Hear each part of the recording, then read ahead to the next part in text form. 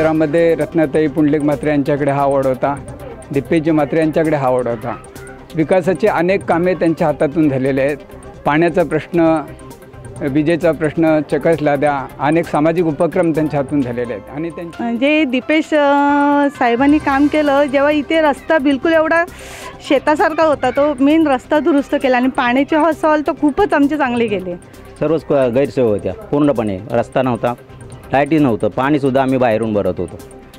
आम्ही येता जाता रात्री लाईट नव्हती, तर दिपेश दादाने आणि जयेश दादाने आम्हाला लाईटीची सोय करून दिली रात्री येण्या जाण्यासाठी। रात्री जाताना पण आम्हाला लेडीज लोकांना भीती वाटायची, ते रस्त्यावरनं आता आम्ही बिंदास जातो। ही सगळी कामं दिपेशजींनी छान प्रकारे पार पाडली, तसेच जयेशजी आमच्यासाठी सगळी कामं पार पडतील अशी आम्हाला खात्री आहे।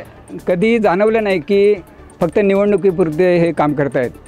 मी गेल्या वर्षीपासून वोटिंग करायला लागले, तर ह्यावर्षी पण जयेश दादालाच वोट करेल।